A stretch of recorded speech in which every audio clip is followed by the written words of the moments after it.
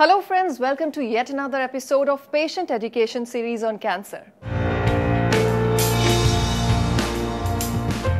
एक वक्त था जब कैंसर का अंत जिंदगी के साथ होता था, पर आज हालात बदल गए हैं।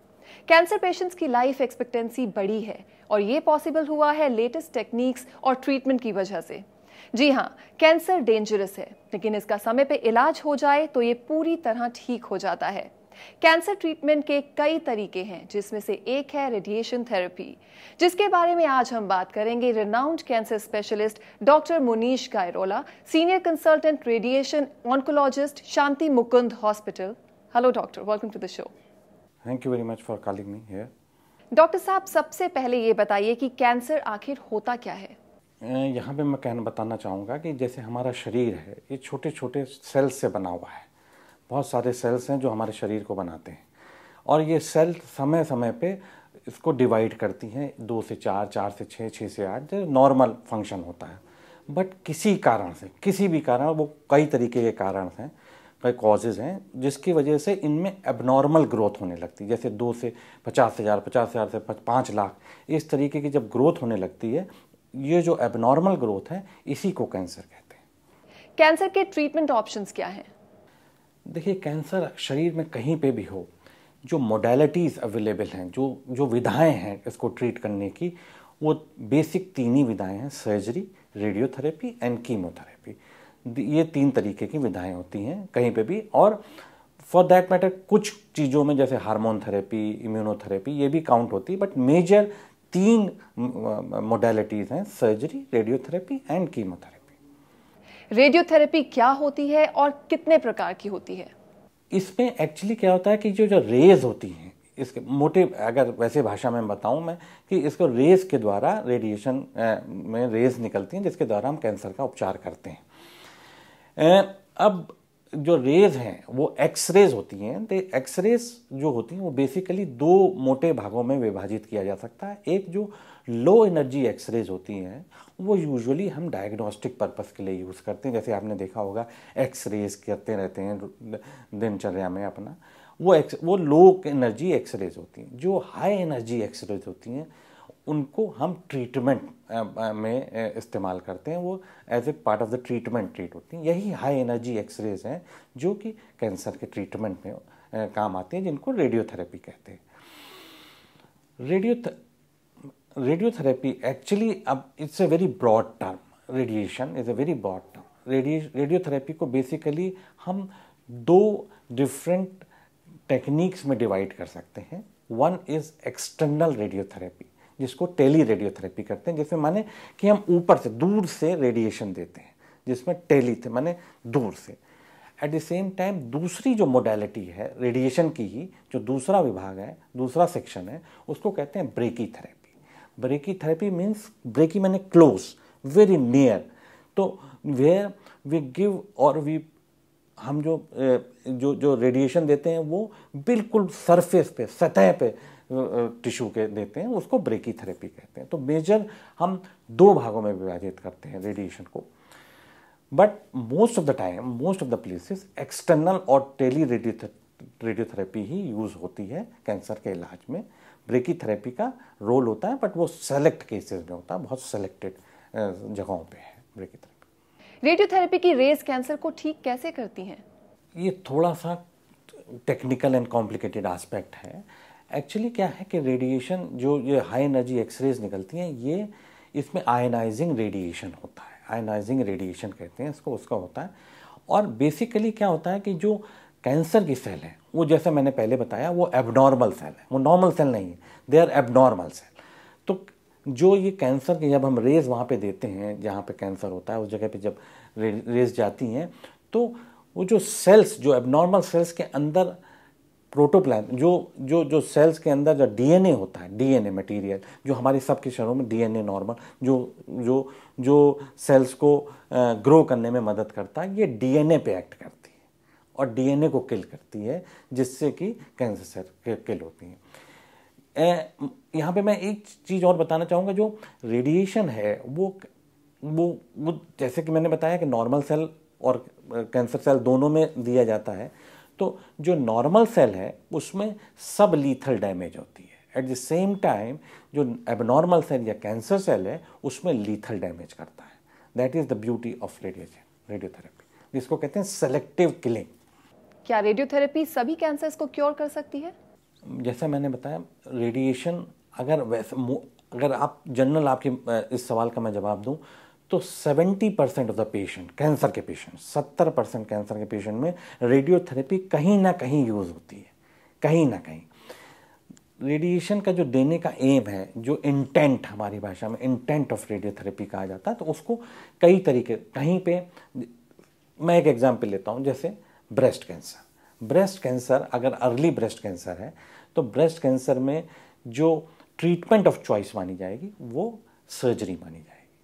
लेकिन depending upon the after surgery होने के बाद जो उसकी हिस्टोपैथोलॉजी आई, उसके बायोप्सी के रिपोर्ट के आधार पे रेडियोथेरेपी भी दी जाती है टाइम टू टाइम, जिसको कहते हैं एडजुवेंट की रेडियोथेरेपी। एडजुवेंट माने कि मेन ट्रीटमेंट नहीं है, बट उसको एडजुवेंट ट्रीटमेंट है, जहाँ पे मेन रेडियोथेरेपी दी जाती है। जैसे मैं कहूँ मुंह का कैंसर है ना, वोकल कॉर्ड का कैंसर, वोकल कॉर्ड का कैंसर में रेडियोथेरेपी रेडिकल ट्रीटमेंट कहा जाता है।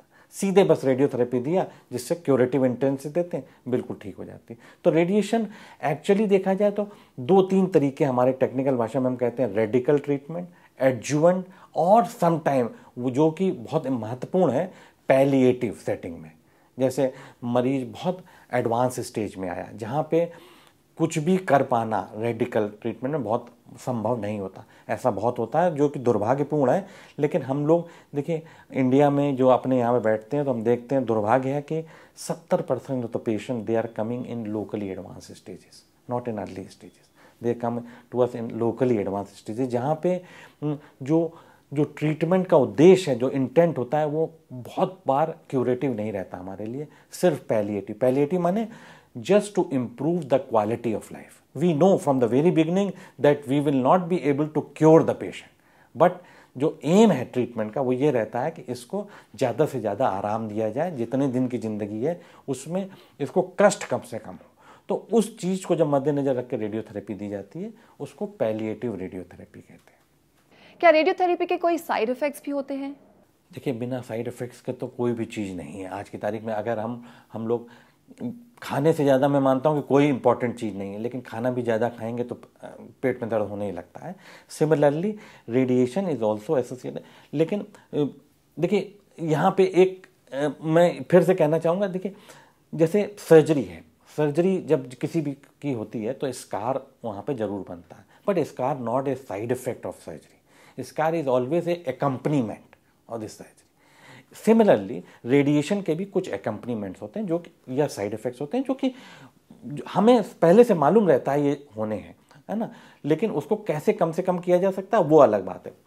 फिर मैं यहाँ पे एग्जांपल दूंगा, जैसे ओरल कैविटी की या हेड एंड नेक कैंसर के लिए हम जब रेडिएशन देते हैं तो उसमें रेडिएशन के दौरान मुंह में छाला बहुत कॉमन है कि मुंह में छाला बनता है, और जो आजकल नई टेक्निक्स हैं उनसे रिलेटिवली थोड़ा सा ज़्यादा बनता है, तो उसको म्यूकोसाइटिस जिसको हम भाषा में कहते हैं, तो वो है side effect. But at the same time जब वो ख़त्म हो जाता है तो उस तरीके का विद इन 2 to 3 वीक्स वो रिएक्शंस अपने आप सबसाइड हो जाते हैं। इनको एक्यूट रिएक्शंस कहते हैं। एक्यूट माने विद इन वीक और 10 डेज में जो आने लगते हैं उनको एक्यूट रिएक्शंस हैं। वो सिकाई के दौरान होते हैं, रेडिएशन के दौरान होते हैं, और धीरे धीरे वो ठीक हो जाते हैं। फॉर एग्जांपल, अगर किसी को हम रेडिएशन पेट के लिए, या महिलाओं में बच्चेदानी का कैंसर जो कि बहुत कॉमन है हमारे इस एरिया में, उसमें अगर दिया जाता है तो एक पोर्शन इंटेस्टीन का आता है, या रेक्टम का एक पोर्शन आता है, या यूरिनरी ब्लैडर का पोर्शन आता है, तो वो उससे रिलेटेड साइड इफेक्ट्स होते हैं, जैसे यूरिन में बर्निंग हो सकती है, फ्रीक्वेंसी ऑफ स्टूल बढ़ सकते हैं, पेट में उस दौरान हल्का सा मड़ोड़, स्पास्मोडिक पेन जिसको कहते हैं, वो हो सकता है। These are the normal things जिसके लिए हम प्रिकॉशंस बताते हैं कि आदमी को प्लेंटी ऑफ ओरल फ्लूइड्स लेने हैं, कोई लेस फाइबरस डाइट खानी है उन दिनों, ये सब हम बताते रहते हैं। बट यस, वो जरूरी होते हैं और होते रहते हैं। क्या कैंसर की स्टेजेस होती हैं, और अगर हाँ तो सबसे डेंजरस स्टेज कौन सी है? कैंसर, जैसा कि हम सब जानते हैं, कैंसर कई स्टेजेस में होता है, लेकिन उससे मैं यहाँ पे कहना चाहूँगा कि कैंसर से पहले की भी स्टेजेस होती हैं, जिसको हम कहते हैं pre malignant stage, pre malignant condition, cancer के पहले वाली। फिर मैं यहाँ पे एग्जाम्पल दूँ, जैसे मुंह का कैंसर। मुंह के कैंसर में जो लोग प्रोलॉन्ग तम्बाकू, सिगरेट या ये सब चीज़ें पीते हैं, उनके मुंह में अक्सर आपने देखा होगा सफ़ेद दाग पड़ जाते हैं, या लाल रंग के चकत्ते रहते हैं, या उनका मुंह खुलना कम हो जाता है। ये सब प्री मैलिग्नेंट कंडीशन है, जिनको ल्यूकोप्लेकिया, मेलेनोप्लेकिया, या मुंह कम खुलना, इसको कहते हैं सब म्यूकस फाइब्रोसिस। ये सब चीज़ें, ये प्री मैलिग्नेंट कंडीशन है। ये भी अगर इनको हम समय रहते नहीं चेक करेंगे तो they can convert into fresh invasive cancer. Invasive cancer में कन्वर्ट हो जाती हैं। तो हमें यहाँ पे चेक पॉइंट बनाना चाहिए कि इनको अगर किसी को है तो तुरंत इसको चेक करवाना चाहिए। लेकिन बहुत सारी चीज़ें जो अपने बस में नहीं है, कन्वर्ट हो गया, पेशेंट हो गया तो इन्वेजिव कैंसर बन जाता है। उसमें भी देखिए, जो कैंसर है वो 4 स्टेजेस होती हैं, स्टेज 1, 2, 3, 4। स्टेज 1 माने बिल्कुल अर्ली स्टेज है, स्टेज 4 इससे एडवांस स्टेज है। स्टेज 4 माने हम तब कहते हैं जब वो अपनी जगह से फैल गया, मेटास्टेटिक जिसको हमारी भाषा में कहते हैं, कि पेशेंट कैंसर अपनी जगह से स्प्रेड आउट हो गया है, स्प्रेड, तो वो उसको स्टेज 4 कैंसर कहते हैं। स्टेज 1 में जहाँ से बिल्कुल शुरुआती है कैंसर। अंतर देखिए ये है कि अगर स्टेज 1 में हमारे पास, मान लिया टंग कैंसर का मैं लेता हूँ, टंग का स्टेज 1 कैंसर अगर हमारे पास आता है, ठीक होने के चांसेस 80% है। एट द सेम टाइम अगर स्टेज 4 कैंसर आता है तो लेस देन 10%। ये डिफरेंस है साहब अर्ली। और यहीं पे हमारी आप सबकी ड्यूटी है कि हम अवेयरनेस फैलाएं। पहले तो कैंसर को प्री मैलिग्नेंट फॉर्म में ही चेक किया जाए, अगर नहीं कर पाते तो अर्ली स्टेजेस में आए। लेकिन फिर मैं यहाँ कहना चाहूँगा कि दुर्भाग्य ये है, अनफॉर्चुनेट पार्ट ये है कि still in our OPD every day we see patient in locally advance, if not stage 4, लेकिन स्टेज 3 कैंसर में ही ज़्यादातर हम लेट स्टेज 2 और स्टेज 3 में ही देखते हैं पेशेंट। आप व्यूअर्स को क्या मैसेज देना चाहेंगे? मैं एक ही चीज़ें अपने व्यूअर्स को कहना चाहूँगा यहाँ पे, एक लाइन, कि आज की तारीख में बहुत सारी चीज़ें हैं जिसको हम चाह के भी नहीं रोक सकते। कैंसर में किसी भी जाति, किसी भी बच्चे से लेके बड़ों तक सबको होता है कैंसर। लेकिन अगर आप मुझसे एक कॉमन कॉज पूछें, एक कॉज पूछें कि कैंसर का सबसे बड़ा कारण क्या है डॉक्टर साहब, सो यहाँ पे मैं कहूँगा तंबाकू, tobacco in any form, either smoking और स्मोकलेस टोबैको, दोनों चीज़ों के लिए है।